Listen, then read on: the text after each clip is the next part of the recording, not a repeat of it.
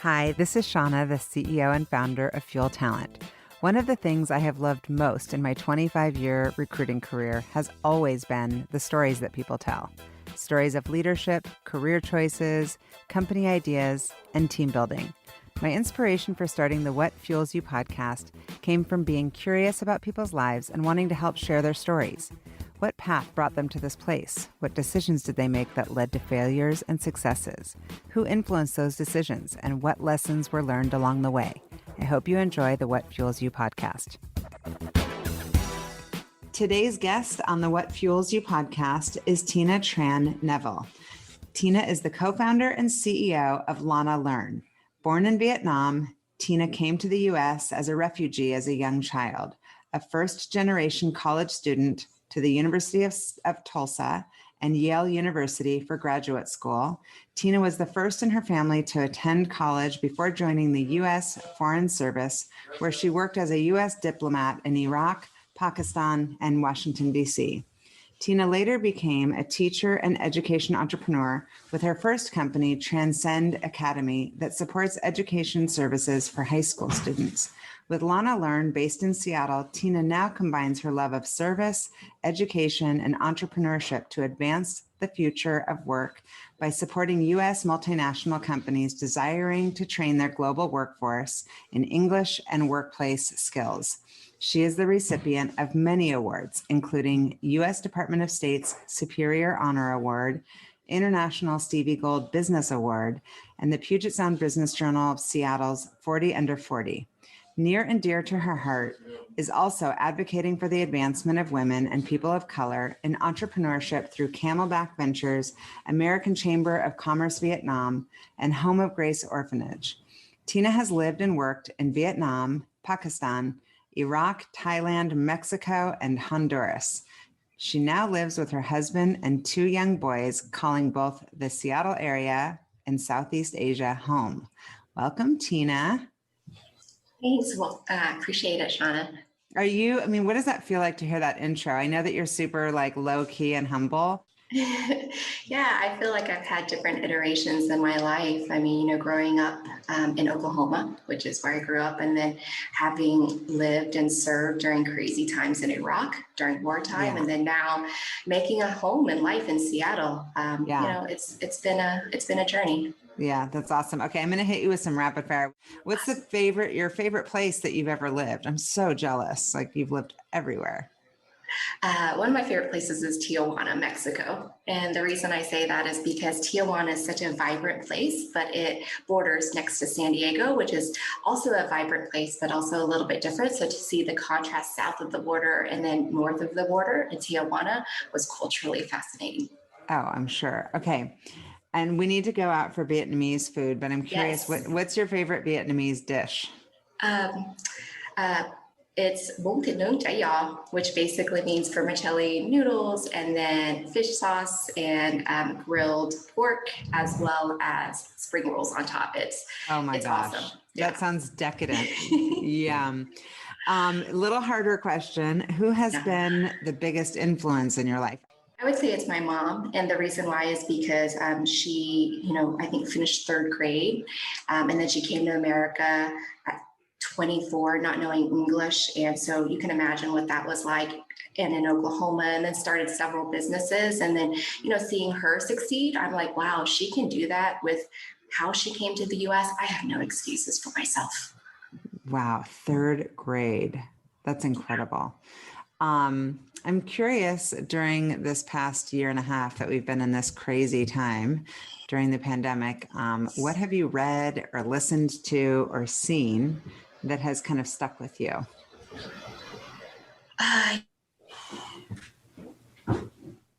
There's been personal for a second. The thing that I've seen that has stuck with me is the advent of online learning for young kids.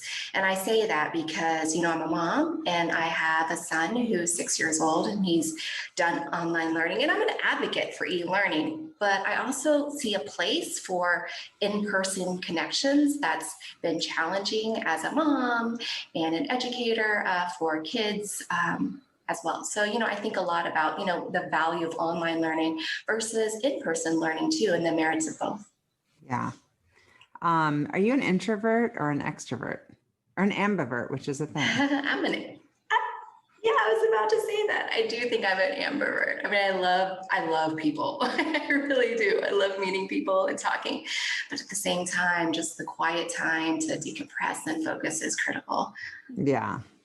I think that I've scored on these things like over the top, like crazy off the charts extrovert. And during the past year and a half, I'm like, wait a second, I'm actually craving this kind of grounding of home more than ever in the past. So that's what I'm asking it a lot more lately because I'm curious if people have adjusted. Yeah, I'm curious. Do you think you've become more an introvert then over the last year? Because I feel like I think that I have. And now that the world's opening up, it's almost like relearning. I've been in small groups, but the idea of going to a big kind of fundraiser or a big business event sounds draining to me. And if you had to spend, if you had an extra hour in the day, how would you spend it? Sleeping. That's mine also. Being a mom. Yeah. I mean, it's so critical. I mean, being a mom, you're always working, to sleep and have the energy to focus the next day is really important. Yeah. Well, perfect transition. So are you late to bed or early to rise? Early to rise, definitely. Getting up in the morning before the kids wake up, before my husband wakes up with a cup of coffee or tea to just set the day is so important for me. That's your ritual. I've had a lot of people say that, and I'm like, gosh, I need to start doing that. I kind of like wake up as everything's, hitting all at once. And I'm trying to get up earlier these days to get in a workout, but that's been the biggest adjustment for me as I used to work out at like 6 a.m. And now I'm like, because I don't have the time that it takes to get to the gym. So I'm like, I can like wake up later. Anyway. Okay. So we read your intro and, you came to the U.S. as a refugee. You were 3 weeks old, I read, and spent 2 years in a refugee camp. Yeah. Do you have any, I'm sure you don't have memories of it, but I'm sure stories have been told to you of that experience. Yeah. So I'm actually helping my family finish editing their book called Journey to Freedom. And, I have gotten to learn about it through that book. But 2 years in a refugee camp and what my parents had experienced and my uncle had experienced through the journey, it's a family history. Yeah. And are you, do you have siblings? I do. I have 5 siblings. So I'm the oldest of 6. You're the oldest of 6 and first in your family to go to college. Yep. And have the others followed in your footsteps or just taken their own journey? No, they have. Education was really important for my family. And so, as the oldest, you set the example. And so when I went to college, the others followed suit. But I also thought what was interesting is I remember distinctly when I was in graduate school, because the same summer that I graduated from graduate school, my dad also graduated with his associate's degree. Good for online. him. Good for him. He was like, 50, I guess, at the time or so. And, this was a pursuit of his. And so to be able to do that at the same time he did, I was like, that's incredible for him after also raising 6 children too. Oh, wow. So powerful. So you told me, and then we read about it in your intro, that your parents did not speak English. And so how did they learn to speak English? Yeah. So when my family came to the U.S., we were sponsored by a church in Oklahoma. And as part of the community, there were English language classes at the church. And so that's how they learned initially. How does that work? I should probably know this, but how does it work to figure out where to land as far as Oklahoma? Do cities or states sponsor refugees? Yeah. So yes, organizations or people have to vouch for refugees when they come to the U.S. so that they won't be like a liability on the new country. But, the interesting story was when my parents were in the refugee camp, they had 2 offers to come to the U.S. because they had 2 sponsors. And one was a group of people in California And then the other was a church in Oklahoma. And you can imagine as a refugee, you don't even know what's ahead. I mean, it's frightening, right? I mean, exciting because you're leaving the political situation in your home country, but it's overwhelming. But ultimately, my parents chose Oklahoma because they knew that if we started a new life in California, there were going to be a lot of Vietnamese people there. And they knew that if we were to make it in America, we should go to the heart of America to learn the culture, to learn the language, to be immersed in it all. And so ultimately for the success of our family and their children, they chose the heartland. And so that's how we ended up in I was Oklahoma. actually going to ask that. I'm like, was there a strong Vietnamese community? And if so, was that kind of who your family was surrounded by, or did you fully integrate into America? Yeah, no, there is a small but mighty community of Vietnamese Americans and Vietnamese immigrants in Oklahoma. And I will say growing up, it was very much part of my life. Like I very much consider myself Vietnamese and also American. Like we went to Vietnamese church during the day and then also American church during the day. And that we sang karaoke with the Vietnamese crew, like at nights and on weekends, like literally like. And your parents like fed lots. you and cooked Vietnamese food at home. Yeah. Yes. Totally. Like it's very much cultural, but also, I grew up in Oklahoma too.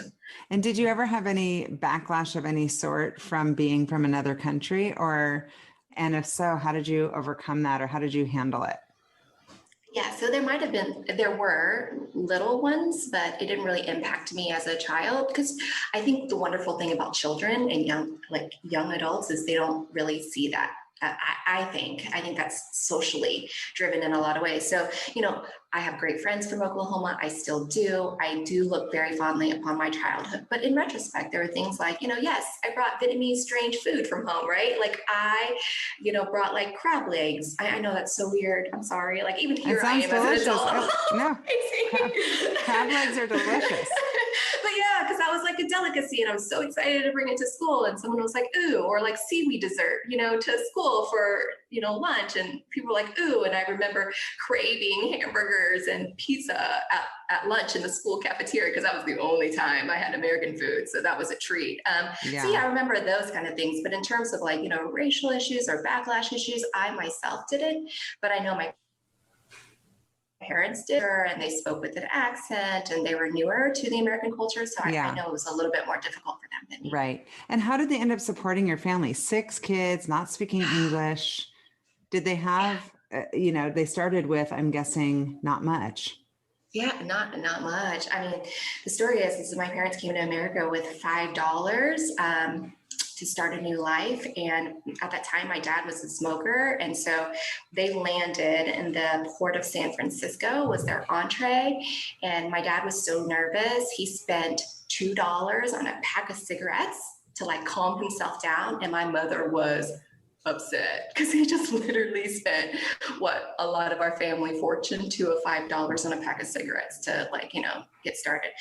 But in terms of how they supported ourselves, my dad was a Vietnamese military officer. And so after the war ended, it wasn't super great for him. Like he had to actually end up in detention camps for 3 years or so. And so, when he knew that he would have to go back, I was born. And so they're like, no, not for our family. So when he came to the US, all he knew was to be a mechanic. So that's how he started. He was a mechanic at smaller shops and then later American Airlines, which he stayed at for 30 years. And then my mother also worked for American Airlines for a while. But when she realized that like most of her paycheck was going towards childcare, which side note is still the case a lot of times because childcare is still expensive in 2021. But back then she was like, okay, we can't do this with 2 people working on a regular salary. So she fell back on entrepreneurship. So she started her first business with opening a convenience store at the time. And over the years, she's, upgraded in ways like she did convenience store and then she bought land and then she sold land and then they went into like commercial chicken farming because it made money. Like they're very practical. They're entrepreneurs, right? Like how do you increase your wealth so that your family can make it? And ultimately that's kind of how I fell into entrepreneurship too, because it's something I saw growing up. Oh yeah. Especially for it to be modeled from your mom. How incredible is that? She sounds absolutely remarkable. Wow. Okay. So University of Tulsa, is that just kind of the default? Like I went to University of Washington as a Seattle person. That's like kind of where people go from Oklahoma. Yeah. So either Oklahoma State, the University of Oklahoma, Yeah. TU, the University of Tulsa is the local, school. And what did you end up studying, and what kind of fueled you back then? What were you hoping to be when you grew up, kind of thing? I studied economics and environmental policy. So just studying how businesses and economies grow sustainably. And I was a social science nerd, and I still think I am. Like I really love studying people and societies and how we better it. So yeah, that's what I studied. And then for graduate school, I did international relations. Yeah. In large part because I got a scholarship through the State Department, and our family didn't have a lot of money. And so this wonderful scholarship called the Pickering is what paid for my graduate school too. Wow. And then as part of that, I joined the Foreign Service after. And was Yale, as far as your master's, obviously such an incredible, prestigious program to get into. Was that straight away from college? Yeah. So you went straight in. Okay. And so then you went right into government, worked in government for years and years. How was that experience? Like I have no experience or not much exposure. And how cool to live all over the world. Yeah, I loved it actually, like just to understand from a top-down perspective, what the U.S. government is doing and is supposed to do internationally. And quite frankly, the influence the U.S. government has internationally is something that I learned early and still appreciate now. When I look at domestic issues, we definitely have a long ways to go in this country. And I balance that perspective with how far we have come in terms of when I see those same issues happening internationally. Mm-hmm.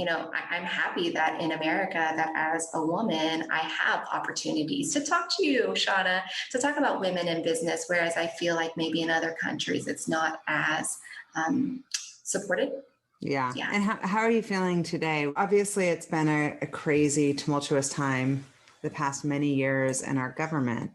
How has that impacted you as far as somebody who obviously wants to defend your experience in the country that has been so good to you and your family, but also, living in Southeast Asia? I'm curious what kind of sentiment you're hearing around the world about the future of the U.S.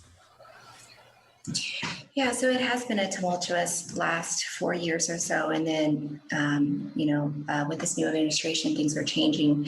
But I will say that the one thing that I am optimistic about is that we are engaging more in international affairs, currently. And I think that's always a good thing to be able to reach out to countries and see where there's mutual interest and then work together because, just being a very community oriented person, whether you're working on the local level or the international level, communities and relationships matter. So I'm optimistic about that.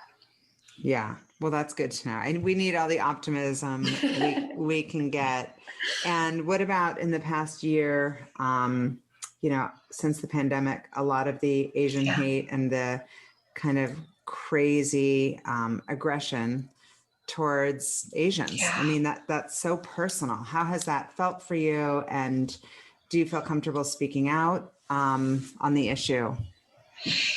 Yeah, well, thank you for asking that question because honestly, these are conversations we have privately among my friends who are Asian Americans. Yeah, no, I get it. I mean, I always say that. I'm like, there's so much, anti-Semitism right now. And as a Jewish person, there's all these articles. I mean, I think I've gotten, I don't even know, lots in the last many weeks as there's, anti-Semitism heating up at crazy, rapid paces. But I'm like, why are these articles just going around to us? We need to get them out and speak up and speak to our non-Jewish friends and my Asian friends. I'm asking more because I'm like, I want to hear your personal story and do what I can to support you and to support, anti-hate. Yeah, thank you because for asking, because these are conversations that I've had privately for a while. And now, the social sentiment is to share them publicly. And that's refreshing, right? Yeah. So yeah, when I think about it, like growing up in Oklahoma, maybe it's because it's Oklahoma, maybe it's because it's America. You learn to code switch a lot. That's a term people use, right? Like how you act at home among your immigrant community is certainly different than how you act around your American community, not to overgeneralize, right? Well, the assimilation, Yeah. the like, I want to kind of blend in. Yeah, to make it and to survive, right? And so, even now, as I'm older, I consciously or subconsciously fall back on that code switching. Like, okay, when I'm in this community, how should I act? So I consciously at least say to myself, okay, Tina, how do you act now? Okay, you're entering this like tech community, which might be different than this education community, which might be different than this government community. How do you act? How do you code switch? And I never, it's so weird, but I never realized that some people don't have to consciously think about that. Like some people are like, oh, just be authentic, be yourself. Where I'm like, wait, I don't know how, because that's also as you get older, it'll get more comfortable. And as people start to engage and lean into the conversation, you'll get more and more comfortable. Yeah, exactly. So it's a journey for me to, figure out what that authentic self is when for so long, as an Asian American too, culturally, we're taught to fit in, right? That you can be authentic. So it's a journey. Thank you for asking. Yeah, of course. And so tell me, so after many years in government, I mean, many people probably do that as their lifelong career. What made you switch into education, and what was that transition like? So I had been in government to finish out my assignment as part of the fellowship that I explained before. Like as part of that, I needed to do 4.5 years in the Foreign Service. And so, when that time hit and that my time commitment was coming up, I was also serving in Iraq around that time. And that was just a crazy time to be serving overseas. I was in my mid-20s and it was a war zone. And so that wasn't fun, right? And then I also saw a lot during that time where it was like, okay, a lot in terms of people being killed or hurt. And, I know that a lot of veterans probably have this experience too, but you just kind of think like, what do I want out of my life? I mean, I had a midlife crisis in my 20s, whereas like some people had in their 40s. So in your experience in Iraq, like two things. One, like what was your job? And maybe a naive question, but the second one is in that role, did you experience any trauma? So my job at the U.S. Embassy in Baghdad was to support the deputy ambassador. And so whatever he did at the time, whether it was meeting with leaders, I would attend, whether it was flying up north to Kurdistan and meeting with like allies, I would attend. And then coincidentally, the ambassador who was also in Iraq was also a previous ambassador I worked for, who's a fellow Washingtonian and a lifelong mentor, so Ryan Crocker. So I got to work with really wonderful people at the very top. And I think that was an incredible formative experience professionally and personally. And it definitely shaped my seeing foreign policy. But as a person, I'm such a people person. I really wanted to see the impact on individual lives. And so I knew that when my time was up in terms of fellowship commitment, that I wanted to go into something else where I could impact individual people's lives. So that's the first question. The second one was trauma. Definitely. I mean, everyone at that time experienced it because in Baghdad at the time was when the American public back home was really wondering, why are we there? And meanwhile, violence was increasing. Like I lived in a hooch, which was like a shipping container, Shauna, next to the helicopter landing pad. So you go to sleep and wake up hearing helicopters all night. There's no overhead cover. So any of these mortar rockets could like hit you because because there's no cover, and you're consciously aware of that.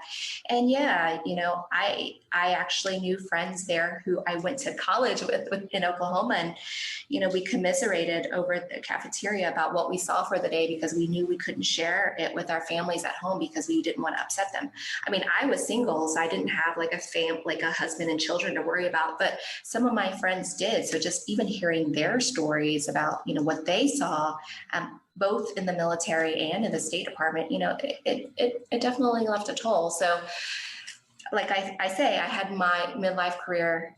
People have it later on in life. I had it in my mid-20s, and I was like, look, I have a long life to live, and I want to make sure that whatever I do after this really is in line with my values and what I want to be proud of when this journey's done. Yeah. And so much to share with your kids. I know that they're little right now.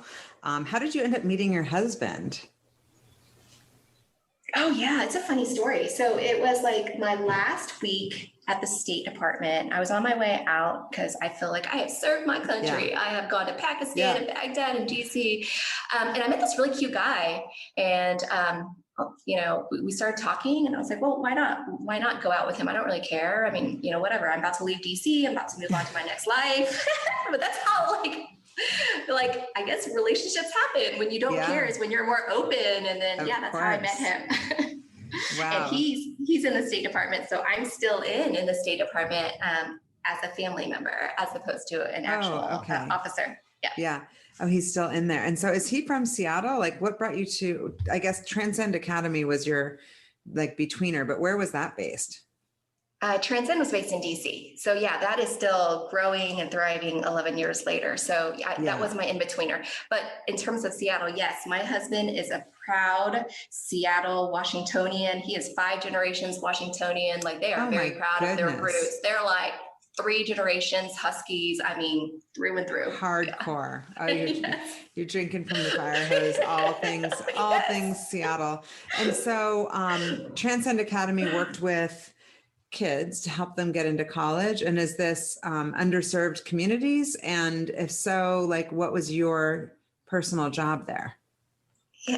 So I after the State Department, I swung the other way in terms of working for big grand foreign policy to individualize. I became a teacher in DC. So I was a teacher in public and private schools.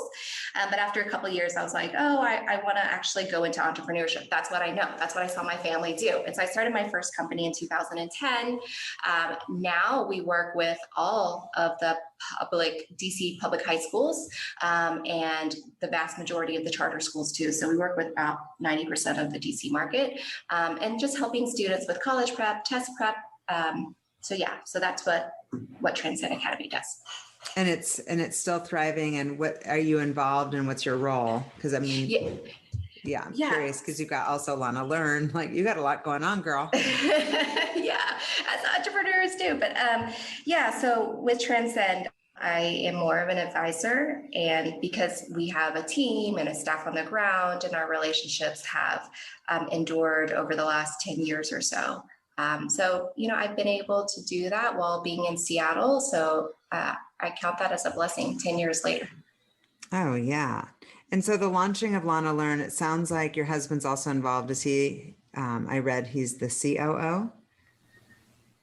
Yeah, he and I co-founded it together 2 years in Seattle because he took a hiatus from the State Department to say, what does life look like outside of the State Department? And so together 2 years ago, we launched it here in Seattle.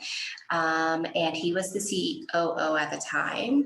And, we had an amazing launch party at the Riveter in Capitol Hill. Awesome. And then we went overseas I knew you then. And got our... I'm so glad to know you now, but yes, I wish I knew you then too, because it was amazing, Shauna. The Seattle community, they rallied around you. I have come. Yeah. Totally. Tell me about the business. What is the business model? Okay, so what the business does is we provide English and workplace skills for international companies and organizations. And primarily, as all these international organizations are going global, they're increasingly hiring local staff for economic reasons and cultural reasons. But one of the major problems is they don't speak English well enough and know how to do international business. And so how do you fill that gap so that the company itself can be more productive? So that's what Lana Learn does. That's our mission. So in Vietnam was our first market that we launched internationally. All of our customers were U.S. companies, so they're U.S. international organizations, and they have local teams. And so we taught them English in a service-based way locally, but did it all online. And so using technology to just basically make it more efficient and scale it and track the data to make sure that students are happy, customers are happy, and they renew. So that is what we've been doing for the last 2 years. I will say that COVID, as life happens, COVID made us pivot a little bit, right? We were so early on in our journey, and we were in Vietnam at the time, and entrepreneurs need healthcare too, especially if they have their family. And so it was about that time that my husband and I had an adulting conversation. And we're like, look, we have 2 kids. We're in the middle of a global health pandemic. We're here in Vietnam. What happens if something happens to one of us or the children? Like, what's going to happen? So in our adulting conversation, and coincidentally about the same time, he got a job inquiry if he could consult at the State Department. And so at that time, he went back to the State Department to work on those issues. And then meanwhile, I'm still continuing with Lana Learn, but it's still very much a family and partnership affair. Mm-hmm. And the business model, like how does the business make money? Through the companies pay you for the services? Yeah. Okay. That's right. And so that's right. Who's doing the biz dev into the companies? Is that you? Yeah, I love it. I mean, I love biz dev. That's my jam. I'm sure you're I love so selling. good. I'm sure you're so good at it. Yeah. I can tell you'd be good at it because you've just got a very disarming and warm personality and so genuine that I would imagine that. And you've got the the background to like back it up, like you're the real deal. And so did you how did you get funded? Like, where did you get the money to start the business? So it's self-funded because we had Transcend Academy. And so that is profitable. And so from the proceeds of that, I could fund this company. And so we self-funded it. But we also have revenue that is bringing in funding too after 2 years in. And so at this point, we're just still figuring out the product market fit because, we provide English training and workplace training, and we have amazing partners on the ground to help do that. But, at this phase, we're figuring out the technology product that allows it to scale and, provides the proprietary English curriculum and personalizing it to people. Like, so for instance, one of our customers is Axon, and they have an office, their engineering team is in Seattle, their local team is in Vietnam. The problem for them is the English needs to be tailored for the engineers. So how can technology and AI personalize and adjust the curriculum so it's perfectly tailored to our customers? And that's something that we're working on every day with tech. And so that's where we are in our stage of development. Got it. And where's the name Lana Learn from? Yeah, so I said that my husband and I started the company together. We have 2 little boys, but we don't have a girl. And so one of the things that we said that if we ever had a girl, we would name her Lana. And Lana stands for the Lana Kingdom of Northern Thailand. So Northern Thailand used to be the Kingdom of Lana. We've always loved that name. So, Lana Learn was our now you get to live with the name day in and day out. And so who's the makeup of the team, and how do you find the teachers? Yeah, so the teachers has been quite easy because my first company was largely service-based. And so in terms of teachers, it's either networks, especially early on, we want to make sure the teachers are strong. But increasingly, we've started working with people who already have a brand for themselves to help build our brand. So one of our amazing partners, and I will share this because I'm so happy for them and for us, is Lynn Tai. She is an investor, an entrepreneur, but she is also known as one of the former Shark Tank Vietnam judges. She's the #1 business influencer in the country in terms of her social media reach. And she, in Lana partnered on a business skills training program that kicked off yesterday. Oh, wow. So she is leading the training. In this first batch, there's only 25 students, but obviously that's the pilot program that will last 3 months. And then after that, we're going to increase it. I mean, only 6% of people got into that first batch program. It was application based. So I'm very excited what batch 2 and batch 3 looks like. And so much interest. That's awesome. Yeah. Yeah. And we need to hurry up this technology to capitalize on our increasing partnerships. So that's what keeps me up at night is like, how do we hurry up the tech product to match or keep pace with our partnerships? So, yeah. And when you think about the growth of the business, is that to more, I guess, is it more languages or like, what's the game plan? Yeah, I'm really excited about it. And I'll thank my Seattle entrepreneur investor community for giving me this a way to visualize it. So, Peloton, Shauna, I'm sure you know Peloton. That is the model that we're looking at. How do we do on-demand services, but then also have our proprietary bike, i.e. English, and then, expand from there. Got it. And what's the differentiator for your business? Like, who are the competitors and how do you beat them? Yeah, so I think the competitors in this space tend to squarely fall into tech. So, the Duolingos of the world. I would even say maybe the Elsa of the world, which is a company I really respect a lot that's doing great work internationally, but they're largely tech plays. Whereas, and then there's on the flip side, there's thousands of these English language centers out there in the world, just providing English language training. And I think we want to come in somewhere in the middle, right? Like where, just like Peloton, where you can provide an incredible and fun and engaging learning experience for individual users with the data that's valuable for companies too. But then also marry that with a really strong technical component so that you can, have the data, gather the data, like own the data, because that's, I think at the end of the day, this is going to strongly be a data play, and that's our comparative advantage. Interesting. And so obviously ed tech is like on fire. Where do you think broadly the future of education is headed?